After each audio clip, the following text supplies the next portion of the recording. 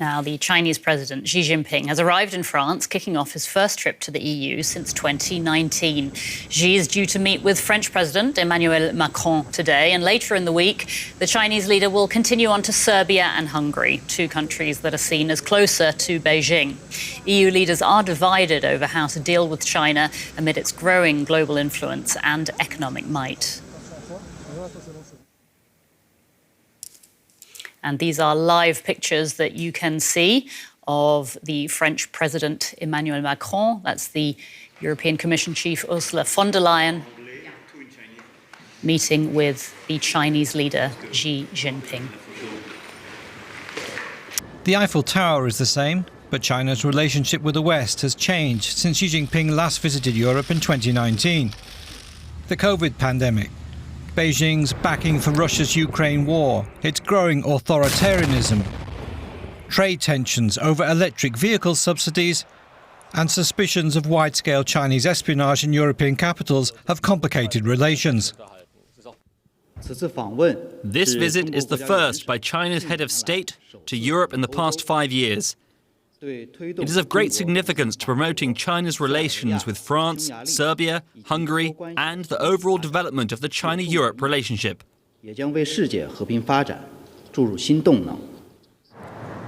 China's economic muscle and growing global influence have left Europe divided on how to deal with Beijing.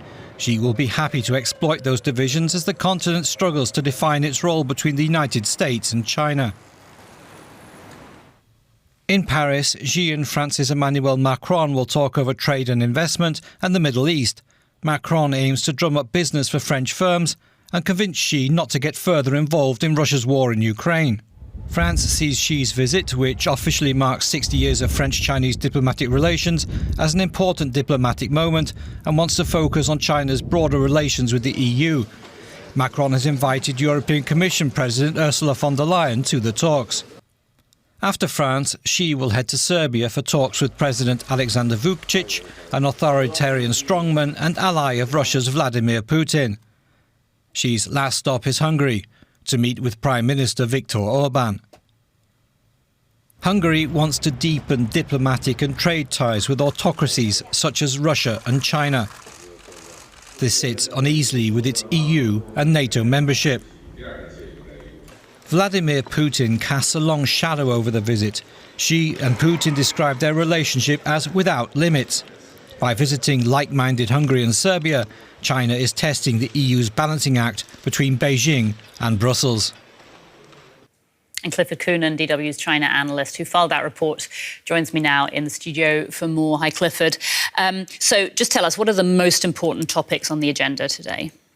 I think Russia's invasion of Ukraine and trade issues are going to take centre stage in the talks today.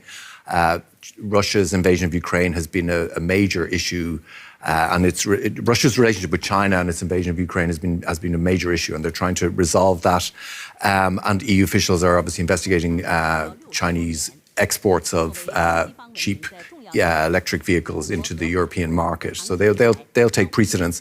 But the overarching backdrop to this visit is strategic. Ultimately, China sees this as a way to drive a wedge between Europe and the United States. And I think a lot of the meeting is going to focus on that aspect of that. Mm-hmm.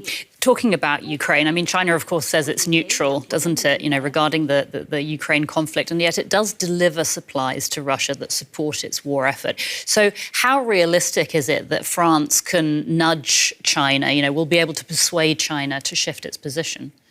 Well, I think to understand that, if we cast our minds back to a year ago when Xi went to visit Putin in Moscow, and Xi took Putin aside and said, we are making changes here that have not been seen for 100 years. And they clasped hands, and it was a moment. And it just showed just how close Russia and China are. They've had their differences in the past. So for the French, despite the fact that they're laying on quite a programme for Xi Jinping while he's there, to match that, they're just not going to be able to do it. So I think they've got an uphill battle. OK. And of course, Ursula von der Leyen, the EU Commission chief, chief is joining the talks today. What points will she be making? I think she'll be very focused on the trade aspect, the fact that European fears that China will flood its market with cheap, heavily subsidized electric vehicles. She'll also be addressing the Ukraine issue, because obviously that's one issue that seems to be very close to her heart. And she'll be seeking to bring a more European perspective to things, although she and Macron will very much be on the same page when it comes to Ukraine, I think. So I think that's going to be von der Leyen's focus. OK. And after leaving France, Xi Jinping is going to be travelling on to Serbia and Hungary, won't he? Why those two countries? Well, these are also states that are quite closely linked in many ways to Russia. In Serbia, Xi Jinping will be marking 25 years since the bombing of the Chinese embassy there. And that's a real signal that China has a lot of reservations about NATO. So in some ways, he's laying out a stall that way to show that China will get close to the West, but it has a real problem with issues like NATO. DW's Clifford Coonan. Thanks so much, Clifford. All right, we can get more on this from our correspondent who is standing by in Paris, Lisa Lewis. Now, Lisa, tell us what the most important topics on the agenda will be in these talks.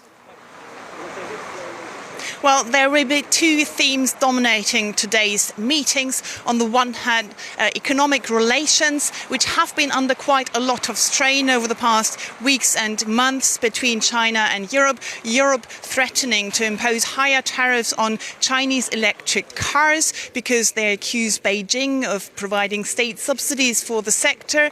And on the other hand, Beijing threatening with higher tariffs or tariffs on liquor that often mostly comes from France, French cognac. So the leaders will be talking about that, trying to diffuse tensions, trying to tell the other side they're not attacking but defending their own economy. The second topic on the agenda will obviously be the Ukraine conflict, with the French leader Emmanuel Macron believing that the Chinese leverage could be crucial in ending the war, the Russian aggression in Ukraine. OK. China, of course, says that it is neutral regarding the Ukraine conflict, doesn't it? And yet it does deliver supplies to Russia to support its war effort.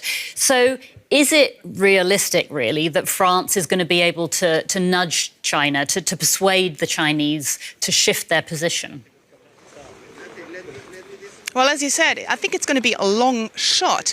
Xi Jinping has in the past called Vladimir Putin of Russia his best friend. It's a strategic relationship between Russia and China has stopped short of outright condemning the Russian aggression in Ukraine and has been accusing or complaining about NATO supporting the Ukrainian side. Obviously, Emmanuel Macron still thinks something can be done, especially as with regards to, as you said, the dual-use equipment that is believed to be delivered by China to Russia, which then uses it to produce weapons. And also, obviously, Emmanuel Macron is betting on strong economic relations, or at least the importance of the EU and France for China to kind of try to come halfway, at least, or to change its position slightly to help, the Europe and the world to end this war in Ukraine. OK. Just to give us a sense of how this visit is going down in France, I mean, Xi Jinping hasn't come to Europe for 5 years. I understand that there are protesters out in Paris calling for a free Tibet. Human rights groups are demonstrating against Xi's visit. So how is this visit by the Chinese president sort of being seen in France?